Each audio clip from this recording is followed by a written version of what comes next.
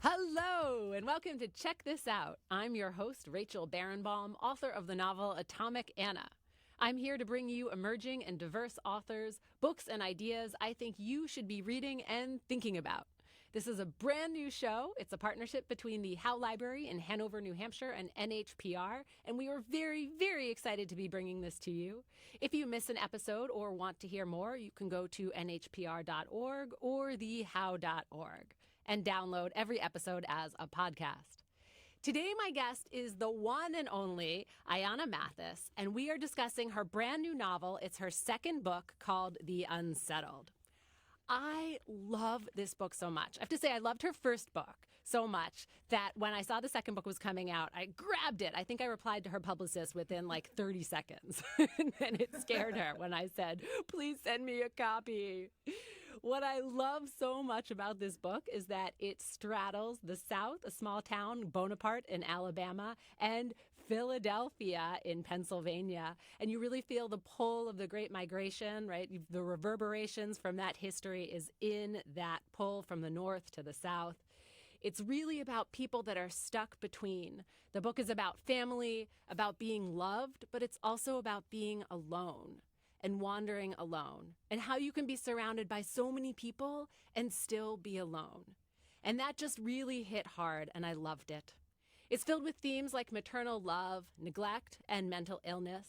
And it highlights the notion that a giver or do-gooder thinks that they know what someone needs, as opposed to asking someone, what do you need? Or saying, how can I meet you where you are? This book really shows us how white do-gooders in Philadelphia, how mothers try to approach people saying, this is what you need, instead of, what do you need from me? And turning that conversation around. And I think that is very powerful, and we should be talking about that. How do we help? We help by saying, what do you need? Not by telling people, this is what you need. It's a subtle difference, and it's super important, and it is braided into every page of this book, The Unsettled. Ayana, thank you so much for joining me. I'm so honored to have you. Thank you. Oh, it's such a pleasure to be here. So your first book came out 11 years ago, and we have to start there and talk about it just for a minute because it just blew out right out of the gates. Oprah Winfrey picked it as this book that she loved for her book club. You became a massive bestseller. You sold tons and tons of copies. And then you have the task of writing a second book. And I said, the first question I have to ask her is, how could you write under that kind of pressure? How could you write a second book after that? Well, you kind of answered the question. It took 11 years. It was a very, there was a long time in which I really wasn't writing at all. I mean, and part of that was just the kind of noise and activity surrounding that first book. I was on the road off and on for probably about 2 years. So, which are not necessarily the best conditions under which to work on a novel. But then after that, it was obviously an incredible blessing, but it was very loud. And so the kind of privacy required to work on a novel, which is a very intimate, quiet, messy process, it felt like a little bit hijacked by all these very loud voices around the first novel. So it took me quite a while to kind of find my privacy again and to discover my own kind of discernment and assessment and judgments. Writing, as you know, obviously you're a writer. And so, there's a lot of decisions being made all the time. You're kind of, you're deciding this is a good sentence, this is a bad sentence, this paragraph should go in this direction, what have you. And for a long time, because the reception to Hattie was so wonderful, but so loud and so intense and so unexpected, it was as though my own barometers were kind of hijacked by all of these external voices. So I kind of couldn't see what I was writing. I couldn't make decisions about the work. So it took a long time for me to just find a really kind of essential privacy so that I could work again. So many writers feel the pressure to publish, right, to get out short stories, to have, right, their name out in print as much as possible. And one thing that I love about your history of writing is, right, that your first book came out. That was your first piece of fiction that you ever published. And this is your second, right? You're still very much emerging. It's so, true.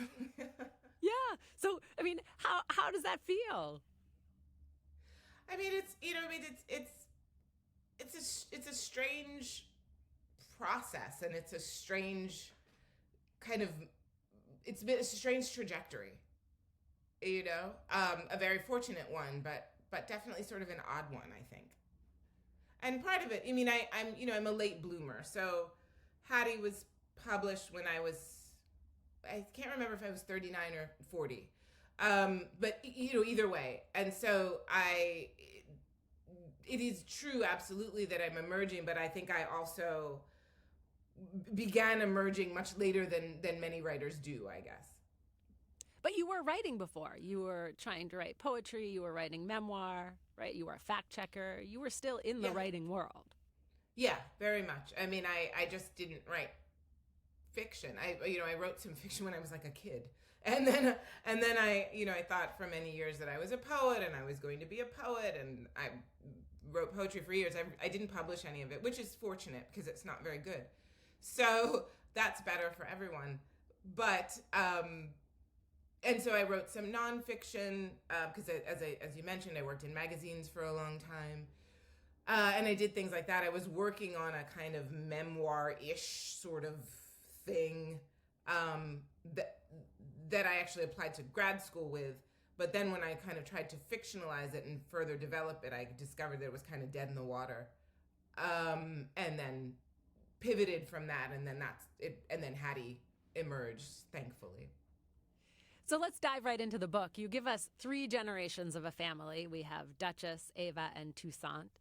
And tell us about them. Tell us about their journey in the book.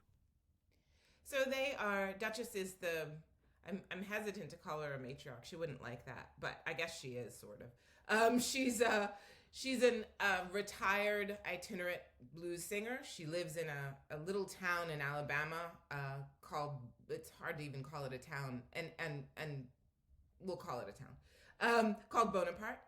That was once a very thriving, large settlement of Black people, and an independent settlement that sort of started probably sometime during the Reconstruction officially, but would have existed before that in my mind.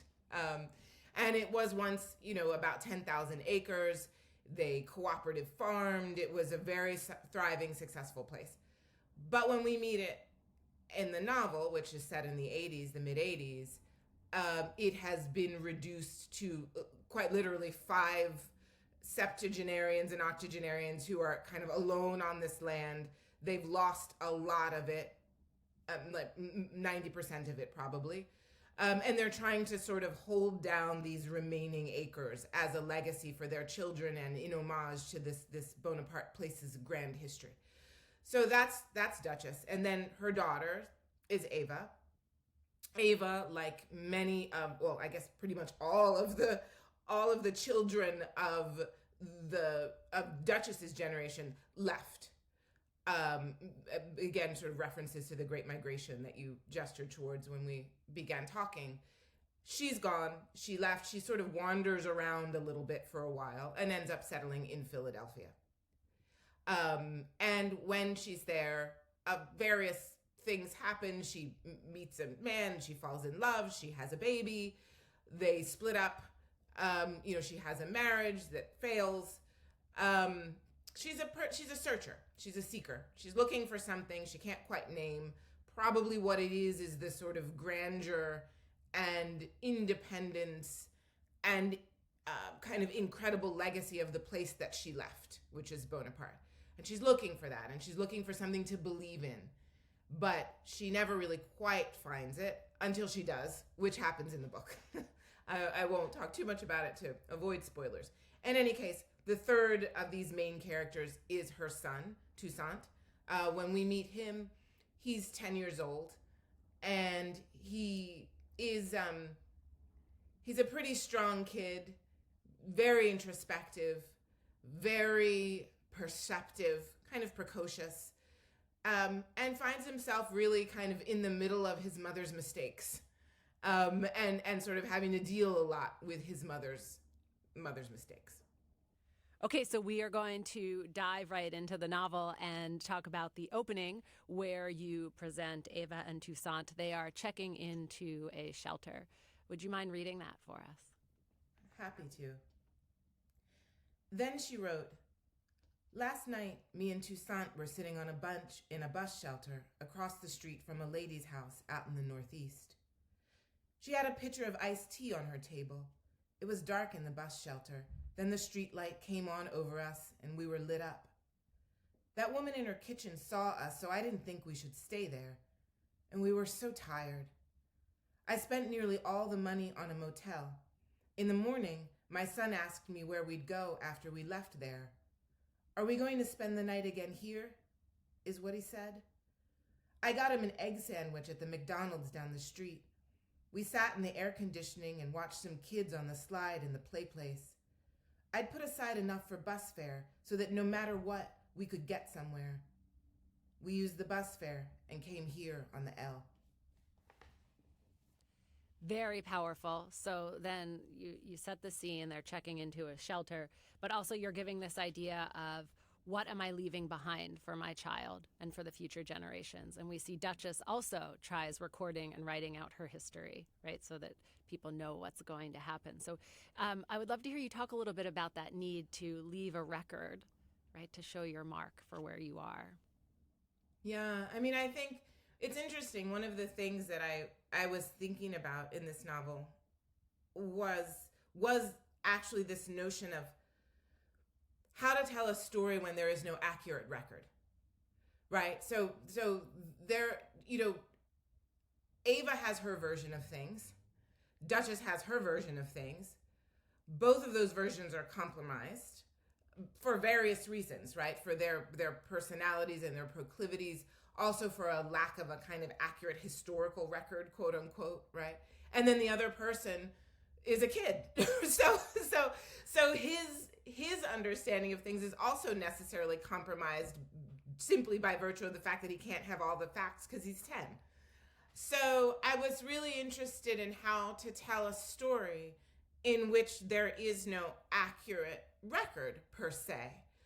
And it's something that resonates with me in my own life and my own experience. And I think probably with many people, right? If you were to go to any family, especially if there are siblings, and you were to say, what happened? Do you remember what happened when Uncle so-and-so threw the turkey out the window at Thanksgiving in 1999? And everyone would have a different version of that story. So it's kind of playing around with that notion and these characters really wanting to somehow understand what has happened to them and what has happened to their lives and what happened in the history of the place that they come from and how to use those things as a roadmap to move forward, to create a future. But then the problem is there is no reliable record. So they're in a pickle in that way. So I'm definitely playing around with that. And the other thing I think that I'm playing around with is that these are Black people, obviously. These are Black characters. They're poor Black characters.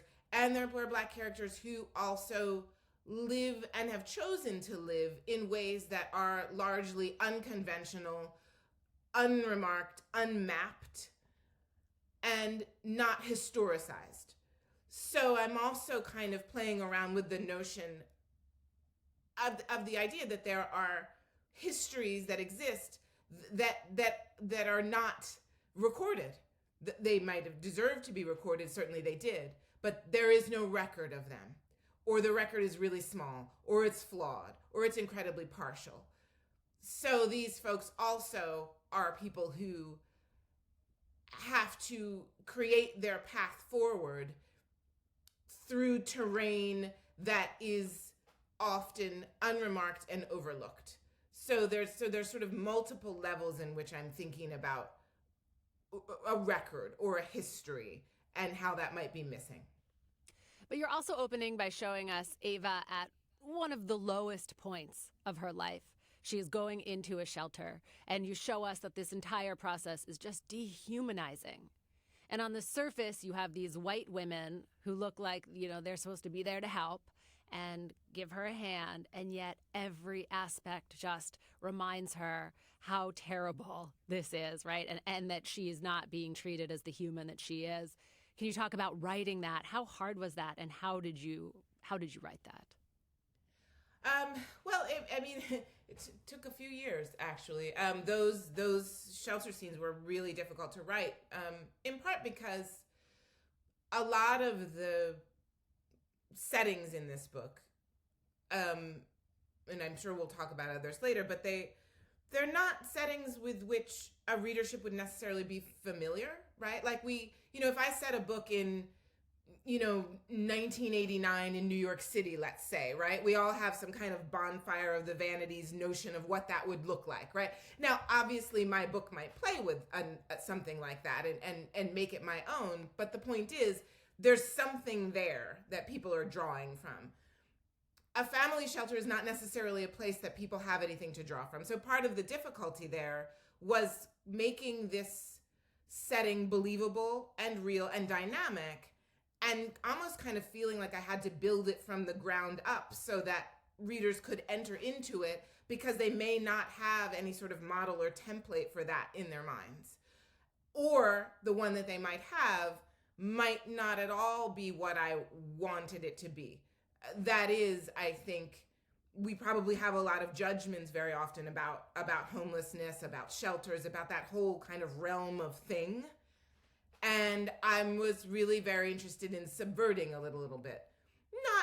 Not making it a lovely, pleasant place. It certainly is not. But making it a place in which perhaps we have to check our judgments a little bit and enter into it on the terms that the book presents it, rather than necessarily bringing a whole lot of kind of preloaded judgments. And I think, too, what's interesting is that there are, in my mind, many of those characters that are sort of working in the shelter, around the shelter. Some of them, I think, might be white in the intake center, but I think once they get to the shelter, I don't think that they are. I think, like, Miss Simmons is another character. She's this sort of, I don't know, evil social worker. She's very evil. She's not really evil. She's very judgy. Yeah. She's very judgy. And she very purposely is created as a Black character. I want there to be these, I don't want monoliths of Blackness. That I'm always writing against that. I love that. Can you talk about, I love that, the monolith of Blackness. What does that mean? This idea that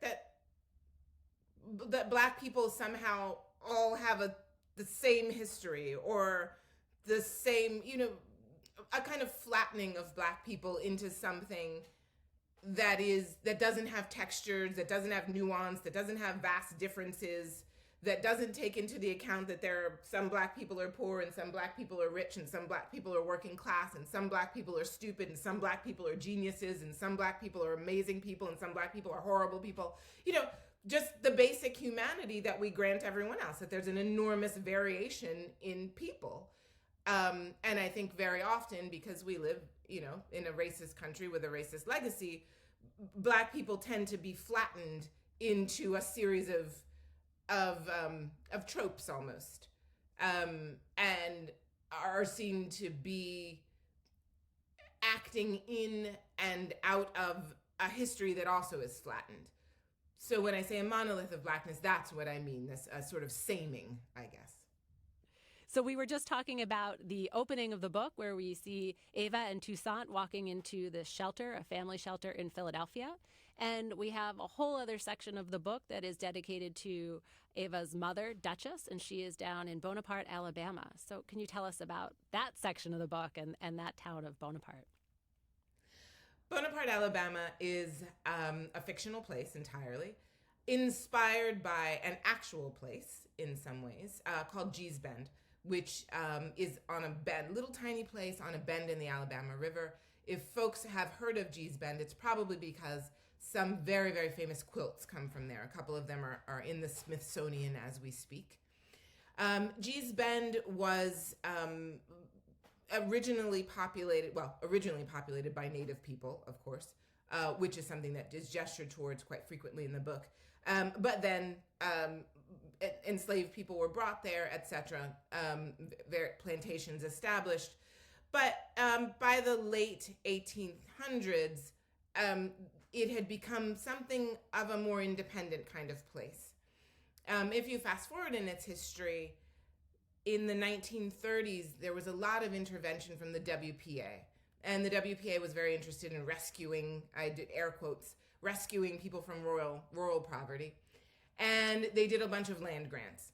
And this place, Gee's Bend, was a place that received these parcels of land that they'd already been living on and farming for many years. But in any case, they bought them for a very small amount of money and very low interest on those loans.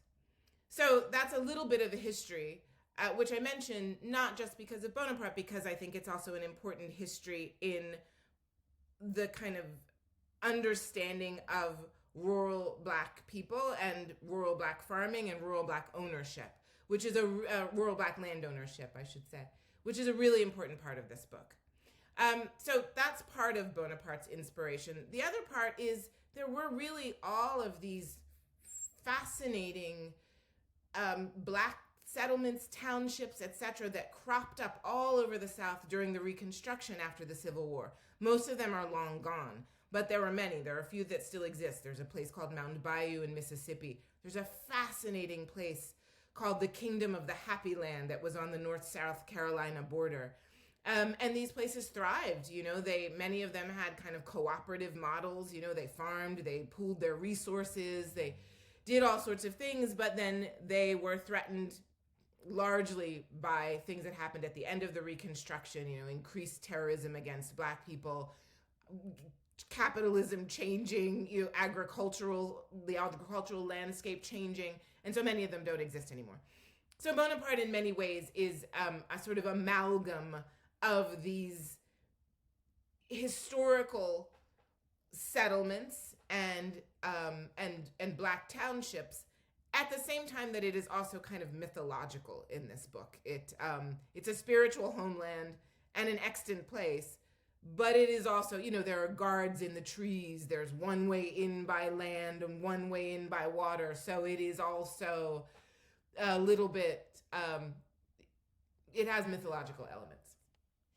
So we see Duchess is in Bonapart, Alabama, and you touched on one of the questions that I really wanted to talk to you about, which is, what does it mean to own land, right? You mentioned that people in Bonaparte had already been living there for generations, right? And yet suddenly they're given a deed, and they're the gestures towards the people who had been living there before them. Even, right? So what does it mean to own land? All of a sudden you have a piece of paper that says this is yours. But if you've already been there for 60 years, do you own the land? I just kept asking that question. So how did you think about that as you were writing this? I'm so glad that you asked the question now and that question was coming up in your mind.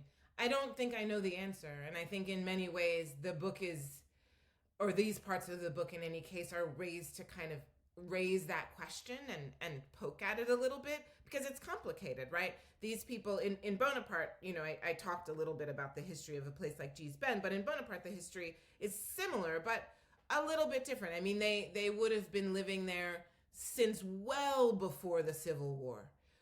Its mythical history is that what happens is that none of the people who attempt to make successful plantations live, basically. So all of these kind of white plantation owners die in very strange, mysterious circumstances. Not that they're murdered by anyone in Bonaparte. It's sort of like the universe kills them. And then so these folks end up kind of living very independently. But there's complications there. So they've been living on this land for something like 60 years before the government intervenes and gives them these deeds. So what does that mean? I think it probably means that they are something like custodians of that land. And I think in some ways they understand themselves as custodians of that land. And they also understand that it is not their land. It's not their land. It wasn't the white settlers' land either. It was the native tribes that lived there before them. It was their land. But the complication is, if you're an enslaved person brought to this land that is not your land, you have no option. Like, where are they going to go? They're not going to go back to wherever it is that they were stolen from. So they have to sort of, it's almost as though a kind of a great evil begets a bunch of very compromised choices. So that the only choice that is left is that, well, we have to stay here. And if we can stay here, this is our protection. If we, quote unquote, own this land, we can be independent. We are a little bit, because these people have this land through Jim Crow, through all of this period, and they are safer, freer, and more secure because they have the land. So they have no choice but to keep it. But that choice is compromised because it's not theirs in the first place. Yeah, but you also bring in ownership in the South in Bonapart, and you also bring it up in Philadelphia when Cass, right, takes the deed for the house, right, for Ark later in the book. So the question is, right, there's ownership. You bring it up twice, in the North in Philadelphia and in the South in Bonapart. And who owns it, and how do you steal the land? And it seems ridiculous the way you lay it out. It's like, I stole it because I took this piece of paper and I put my name on it. Right. I mean, it's really that legacies are reduced to these flimsy little things that could burn up in a fire, and in fact probably do, is pretty astounding. Yeah, but you pointed it out beautifully and in a way that I'm sitting there saying this is ridiculous, and yet it's so important to the characters that they have these deeds. Mm-hmm. I mean, it's the way that they can feel that they have some protection in the world, right? Because the deed is understandably, I think there's also a difference. It's interesting you bring this up. I think that there's also a little bit of a separation between what the land itself means to these people and how they understand it and how they understand what it might mean to them and for them. And on the other hand, the sort of government and state procedures that lend some kind of credibility or legitimacy to them, right? Which is the piece of paper. And I think that they really think that the piece of paper is ridiculous. I think they all kind of think these pieces of paper are stupid, and the systems that make it such that we have to have these pieces of paper to be free are in any case aligned against us, which they are. And so the important thing is what you do with the place that you are and how you preserve it and how you hold on to it and how you give it to a next generation. And unfortunately, the way to be able to do that is this series of these ridiculous pieces of paper that are sort of a symbol of all of the systems that would rather that we not have any of this in the first place. So I want to move on from talking about land and ownership and this idea of a piece of paper being, right, the sort of crowning achievement, and talk about the women themselves. So Ava and her mother, Duchess. We have mental illness we see with both of them. We see the mother, Duchess, goes into this huge depression. She's not getting out of bed after her husband is killed. And we see Ava also, has a hard time getting out of bed for different reasons. But both of them, right, they go through these periods of depression, and they have the children that are left sitting on the side saying, please wake up, please get up, please get up. And it was so moving. And I just wanted to ask you to please talk about writing those. Yeah, I mean, I didn't realize, themes kind of emerge in some ways as you write, and there are both Duchess and Ava at one point say something to the effect of, why is it that some woman always ends up lying down in a bed and can't get up? Why does that happen? Why does that happen to us? And I think, in the case of both of those characters, there is this moment in which life has become so incredibly overwhelming that they just kind of can't anymore. I just can't one more day. I think Ava says that at some point. I just can't one more day. And these are people who understand that they have children. And so they're not going to commit suicide, right? Like, that's not an option. But they are also just sort of unable to continue. And I should say too, I read a great deal of Toni Morrison, and so some of that notion of women who have just been through so much that either they choose to just opt out, by just taking to their beds, or kind of can't continue. That's something that is very prevalent in Toni Morrison's Beloved. One of the main characters, Baby Suggs, at a certain point just can't do it anymore, and she takes to her bed and she asks the other characters to bring her little bits of fabric that are colored, because all she wants in the last years of her life are bits of color. So she'll say things like, bring me some purple, bring me some red. And then at a certain point, her daughter-in-law, Setha, the other main character in the book, also finds herself so overwhelmed by what has happened to her that she too lies down. Setha, however, gets up and is able to get up. And so that notion of a kind of historical, psychological pressure that is so great that you just kind of can't anymore. That's very prevalent in the book, and is also very much an homage, and is something that's talked about a lot in Toni Morrison, who's one of my literary heroes. Mine too. She is unbelievable. But you have Duchess has, her pain is invisible. Ava, on the other hand, the first time we really see her in bed is after she's been beaten. She has a huge bruise, right? She's a physical manifestation of the pain. And she's concussed, she's confused.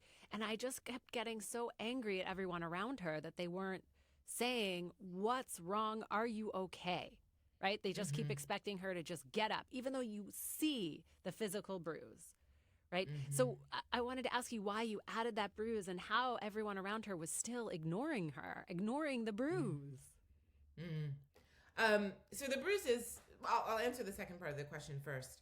I think that part of what I'm wanting to get at there, with the ways in which folks just ignore, everybody around her just kind of ignores the fact that this woman is clearly injured, is about the kind of dehumanization of people who are poor in general, of Black women also, and particularly people who have gotten to the point where their networks have become so frayed that they find themselves in a shelter. And when we find ourselves in the shelter, then there's a whole set of expectation. Well, maybe they're drug addicts. Well, of course, a person who is in a shelter, there's probably domestic abuse. There's probably this. There's probably that. And so this kind of ignoring the clear pain that this woman is in, I think is coming from a set of expectations about, well, that's what just happens to people like that, or that's just what happens to people in this situation. And so everyone just kind of goes on as if it weren't, because that's just what's expected. That's what happens to those kind of people. So I'm definitely pushing against that a little bit. And this is where I think you really got to the theme, one of the themes that I picked up on, which is, why didn't someone go to her and say, how can I help you? Instead, everyone's saying, this is what you need. This is what you need to do. Get out of bed. Go to the interview, right? Get out of the shelter. Make sure your kid, right? Telling her this is how you pull yourself up, as opposed to, how can I meet you where you are and give you what you need? And it just felt like this massive hole in the system that you're pointing out, and with people who are ostensibly trying to help. A lot of this book is, first and foremost, it's about its characters. And their psychology and what happens to them. But I think it also is really, really interested in systems. So it's interested in this sort of system that is, as you pointed out, is supposed to be helping, but doesn't much, or in any case, its protocols arise out of the fact that it does not necessarily see the people it's meant to help as fully human, right? Like, oh, well, you're flawed, you are defective in very, very intense and serious ways, and so what we're going to do is tell you exactly what you're supposed to do, and you're supposed to do that no matter what, despite your circumstance, how you feel, what you're going through. That's that you have a big bruise on your face and a concussion, all of these sorts of things. And so the book is very much interested in systems. And then of course, which I imagine we'll get into in a little bit, it's also interested in other parts of systems like police and authorities and violence and all of that sort of stuff. So it's very interested in the ways in which systems fail Black people, and also the ways systems fail poor people, because I think it's very important to always keep in mind, I'm always writing about, in both books, people who are poor and people who are kind of on a margin of some sort. And so the ways in which the world deals with those people is always kind of a focus of mine. So this is the perfect segue to talk about ARC. So I want to be clear, this book is set in Philadelphia. You were from Philadelphia. I grew up in Philadelphia. And the MOVE bombing, a horrific incident that happened in Philadelphia, is like burned into my childhood, watching Mayor Wilson Goode, our first Black mayor, bomb that house, right? I smelled it for weeks. I feel like I can still smell it. And you touch on MOVE through ARC in the book. And I wanted to ask you how much you thought of those parallels as you were writing.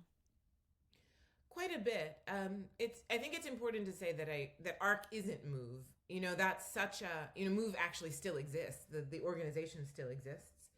And what happened on Mother's Day in 1985, the bombing, which killed 11 people, 5 of them children, is still a raw wound in the city. So I didn't want to presume to tell that story.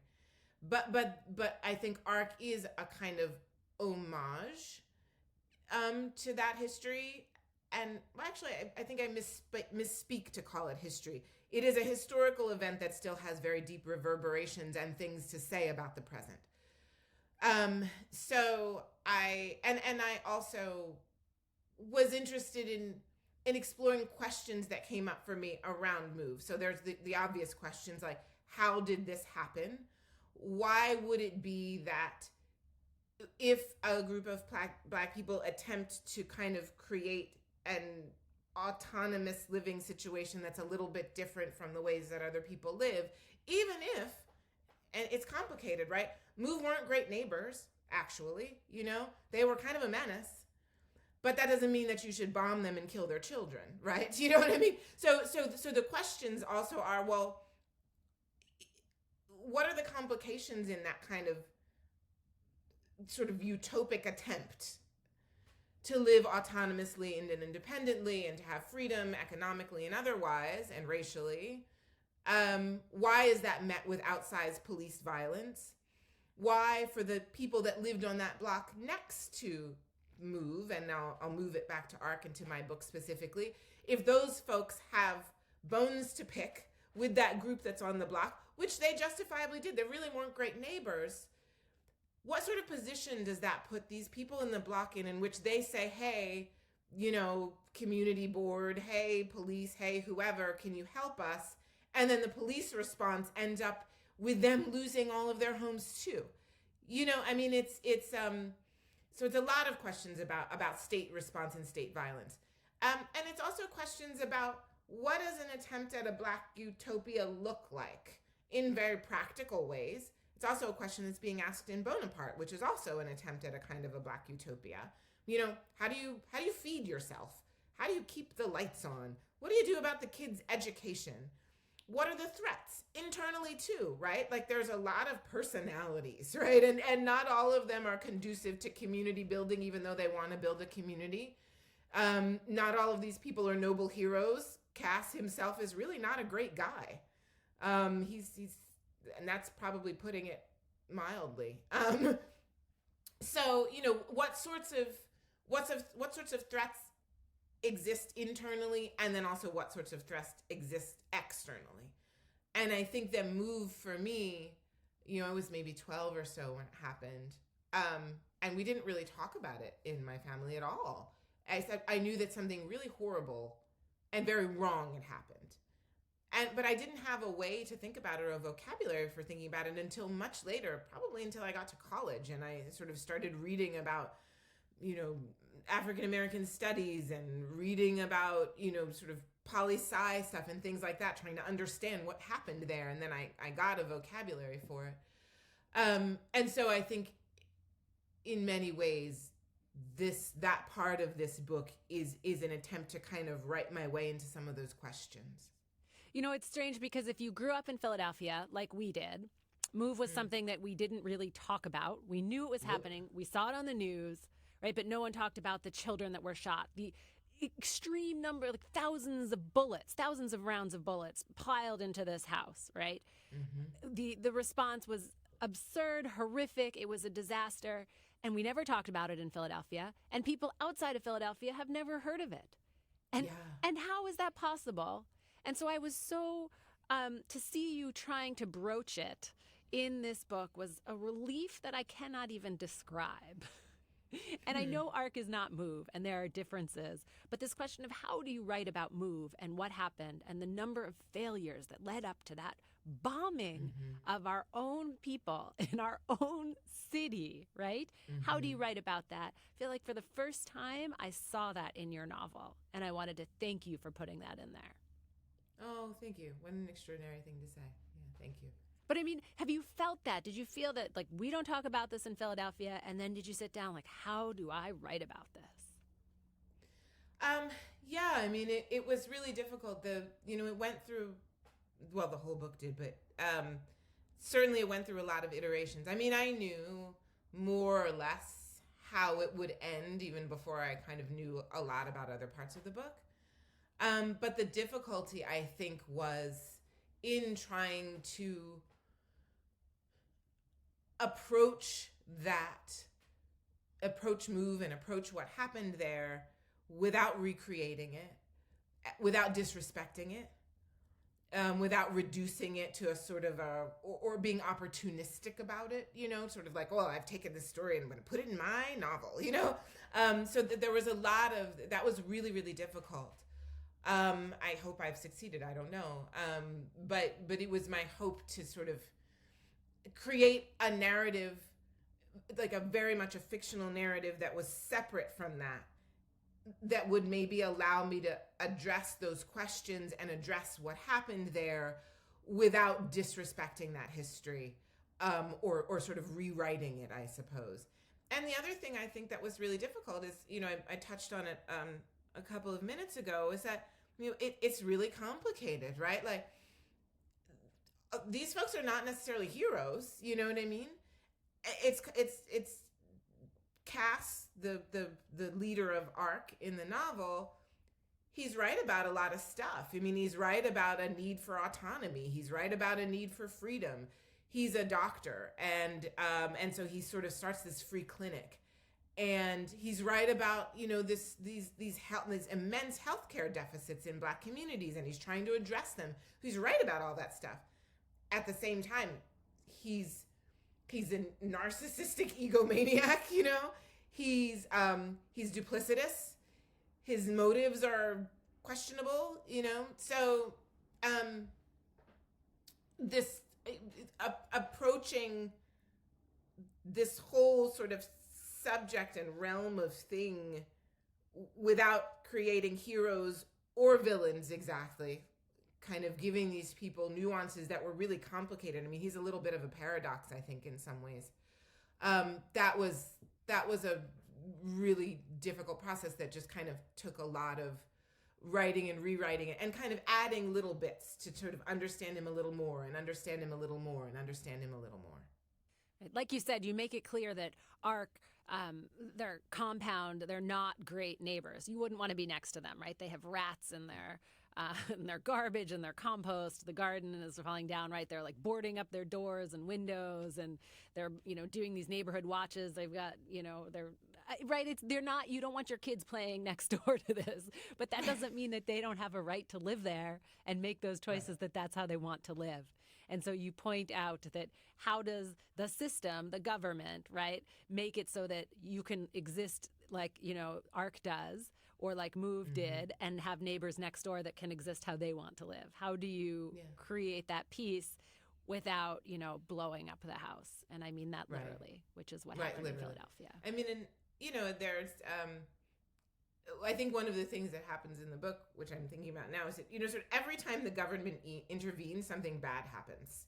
Like in Bonapart, for example, as I mentioned, that community had existed since well before the Civil War. And then they get these deeds, because that the government gives them in the 1930s, something like that, in Bonapart. And Duchess herself comments on the fact that once that happened, some sort of bargain was struck with the state that it took decades, but that eventually led to their downfall in a certain way. And I think also in a very different way in Arc, when the state becomes involved, and the state is sort of called upon by their neighbors, because it's not that great to live next to Arc, they have no sense that that's what's going to happen. That what the state does is what the state is going to do. But the point is, when it intervenes, something really dreadful always happens. That in both of these communities in this book mean the end.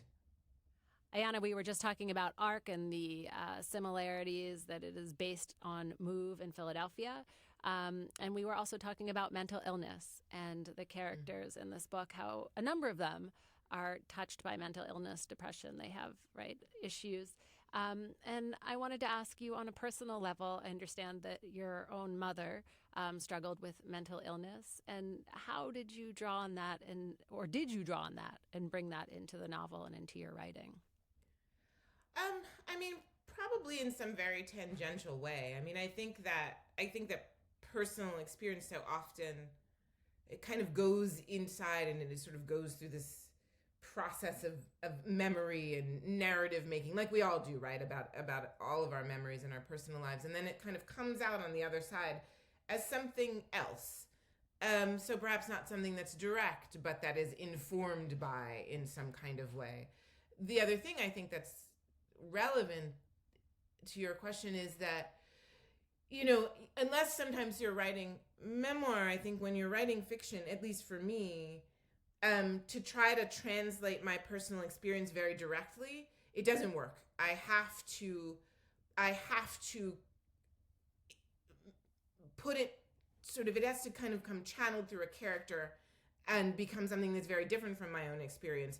Otherwise, the writing I find is sort of flat, nuance. I'm not a memoirist, I guess, is what I've discovered about myself, right? And so I very much am dependent upon these characters and their psychologies and their proclivities and their trajectories to kind of bring things to life, and to sort of take me away from my own personal experience in a certain way, so that I can write something that may be drawing upon or calling up or reminiscent of, but is ultimately very different.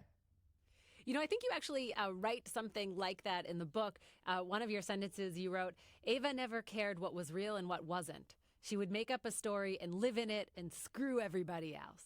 Right? And this idea that you're making up this world and you're going to live in it. And maybe you touch on something from your real life, but screw it, right? This is what I'm writing about. And I love that in that book, and that you gave it to that character. Yeah, it's so interesting. It's like sometimes I find I'm sort of stuck, and I'm like, or I think, oh, I have a thing that I myself would like to say in a very direct way, and then you just sort of give it to them and let them say. It doesn't always work. Sometimes it can feel like a real intrusion, but sometimes it works, and it's very satisfying as a writer. So you told us that you came to writing a little bit later in life, to writing fiction, right? Your first book published when you were 39, 40. So do you think that, how do you think that your experience before that really is reflected in your writing? Well, I think I had a lot of years of living, and a lot of years of, I don't think that I could have written Hattie, the first book, when I was 28 or something. I just don't think I could have. And that's not necessarily so much about skill as a writer, but just as about, which I wouldn't have had at that point either, But I think it's more about just sort of life experience. I mean, writing rather, it really begins with thinking, to my mind. It's that's the first thing. So I had a lot more years to live and think and be in the world and watch people and have my own heartbreaks and disappointments and confusions and all of that sort of stuff.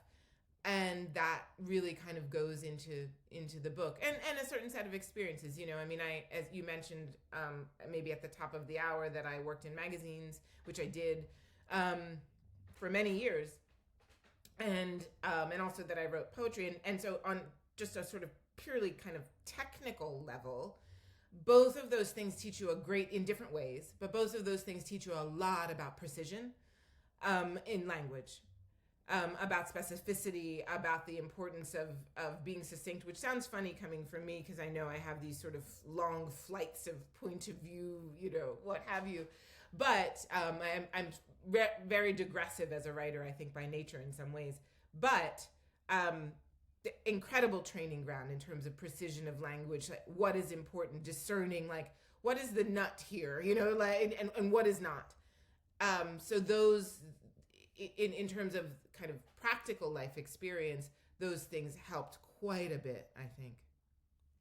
So your first novel came out, like we said, when you were 39, 40 years old, and then your second novel has come out 11 years later.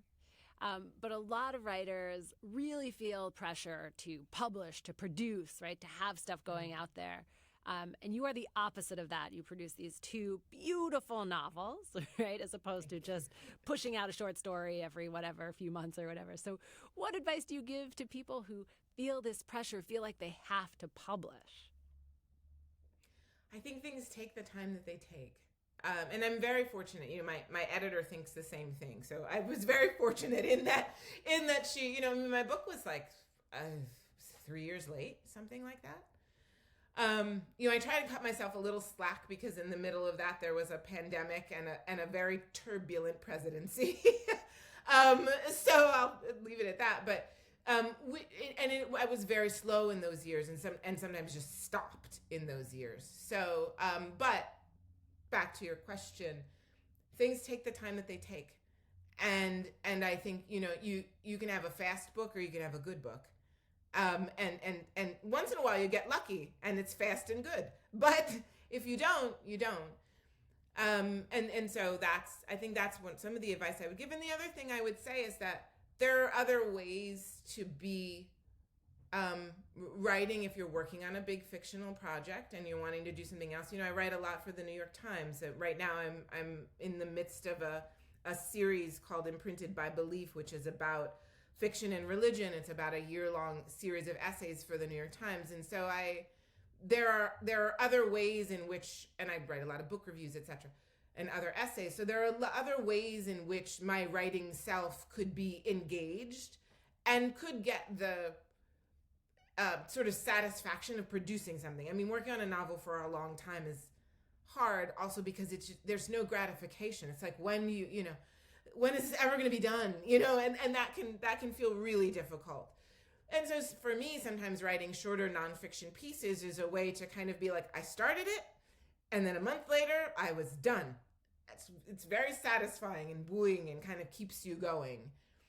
And it also engages your mind in a very different way. You're having to think about things, read things that I think are also kind of replenishing the well as you go along, to kind of give you energy and fodder for whatever that longer project you might be working on is, even if it's taking forever and ever. So are you using different parts of your brain when you're doing nonfiction writing, right, for the New York Times versus when you're doing your novel?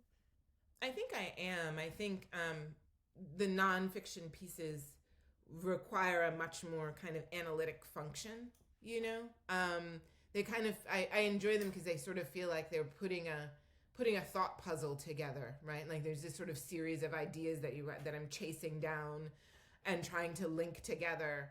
So it's a much more heady kind of it's an intellect forward kind of experience of writing that also requires research and reading and things like that, as opposed to writing fiction, which I think is sort of, intuition, psyche forward.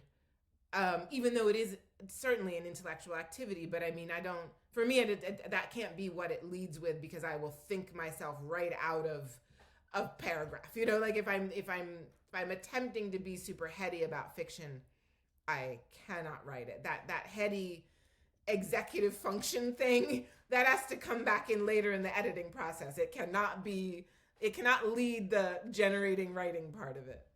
I understand that you teach creative writing at Hunter. And I was wondering if you wouldn't mind sharing with us, what are some of the common mistakes that you see your students making as they're learning to write fiction?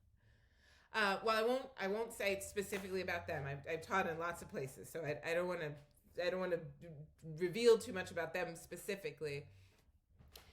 I think that students really struggle deeply with feeling as though they need to kind of write to a political or social standard of the moment. And what I mean by that is that, we're sort of in a very kind of cancel moment, I mean, like, so much has been said about cancel culture and all of that sort of stuff. So I'm not going to get into that at any length. But what I do think is that students feel a little bit policed. I can write about this, I can't write about that. I can like this, I can't like that. And so one of the things that I find often is that I talk to students a lot about their freedom as artists, and their freedom to sort of inhabit whatever subject matter they want to. The caveat being you have to inhabit it well, and the inhabiting it well gets pretty complicated. But I do find that students feel in this era, and this is particularly a phenomenon I've found of the last 5 to 6 years, feeling really almost a bit afraid to take certain leaps or certain bounds. And I think the other thing that I think some students sometimes struggle with is, we live in an era of algorithms and a kind of very late stage capitalism, in which so much of how we are encouraged to think about ourselves is as consumers, right? Like, what you are is a producer of things on one hand. You go to work, you produce stuff, and then you make this money because you produce stuff, and then you consume, which is a very reductive vision of a human being. And if we're not careful, even as artists, that can kind of begin to infiltrate our way of thinking about human beings. And so a lot of what I talk about and teach in class in very various ways, whether it's through novels we're reading or through critiques of student work, is to help us to remember how capacious and complex and contradictory and paradoxical and beautiful and ugly and unfathomable a human being is in an era in which we are often encouraged to reduce our concept of what a person is and what a person is capable of. And so I find also in the last 5 to 6 years in particular that I focus a lot on that. What are the leaps that your students are afraid to make?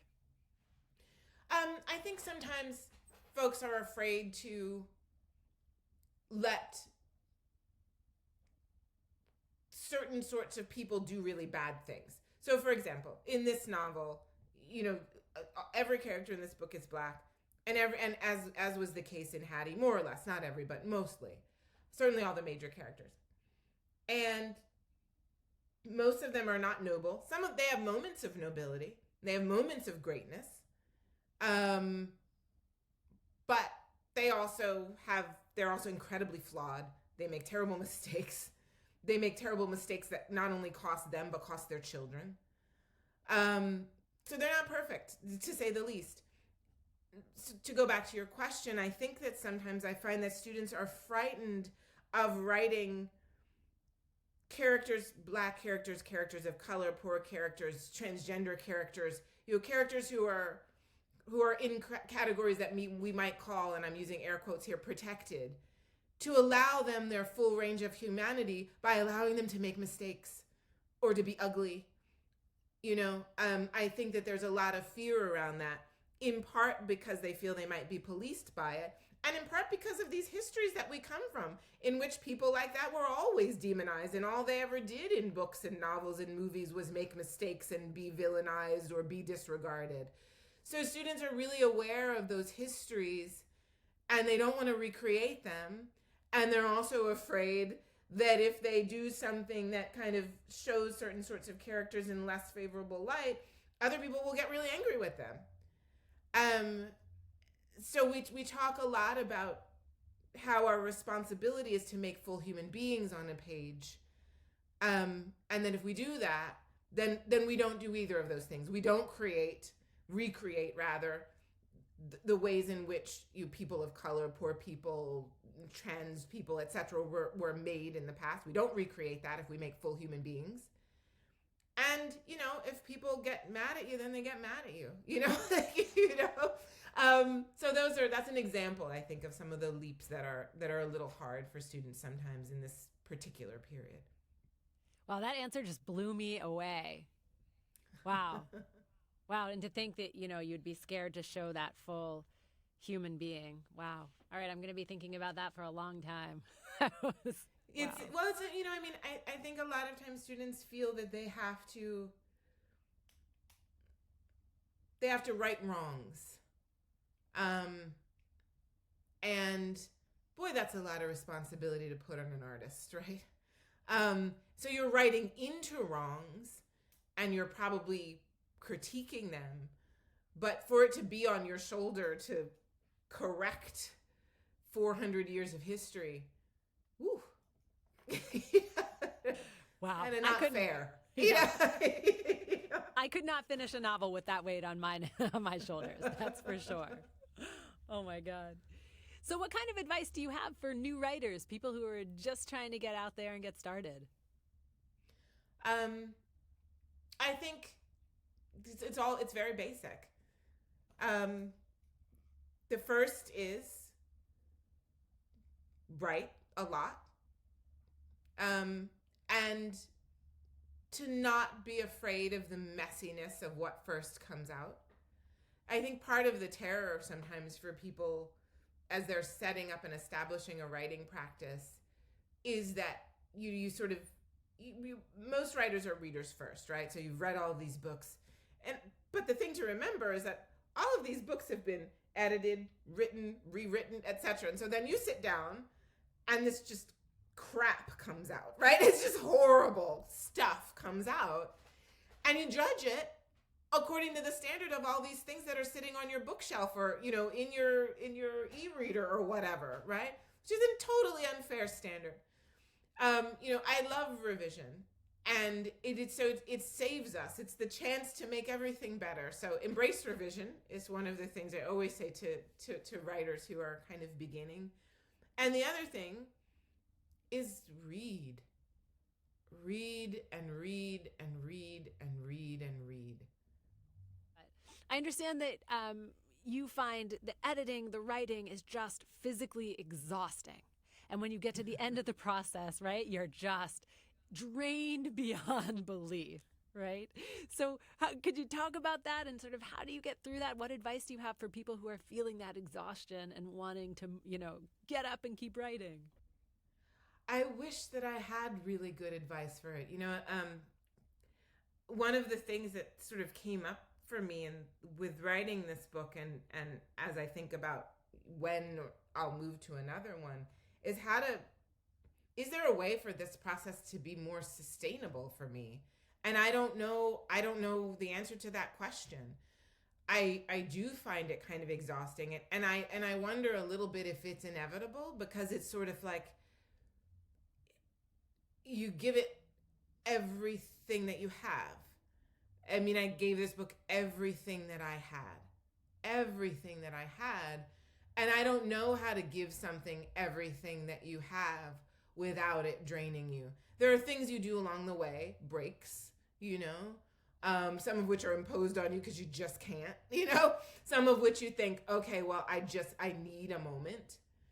There's filling up the well. I talked about that a little bit earlier, but I look at a lot of art. I listen to a lot of music. I read a lot of other things because they sort of replenish, they're nourishing.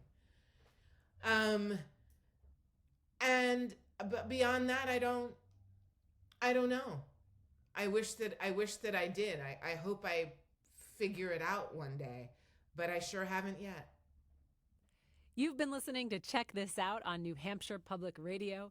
I'm your host, Rachel Barenbaum. My guest today was Ayana Mathis, and we were talking about her brand new book, The Unsettled. I'm here to bring you emerging and diverse authors, books and ideas I think you should be reading and talking about. If you love these books as much as me, and I know you will, go to your library and check them out, or go to your local bookstore and buy a copy. If you want to hear more on this episode or other episodes, you can go to NHPR.org or thehow.org. This show is brought to you through a partnership between the Howe Library in Hanover, New Hampshire, and NHPR. Our producers today are Jared Jenish, Megan Coleman, and NHPR's Emily Quirk. The Howe Library Director is Ruby Simon.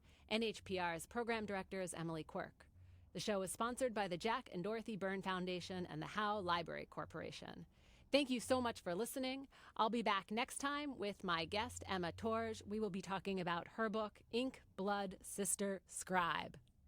Go to your local library and check it out. Thank you. Thank you so much for having me.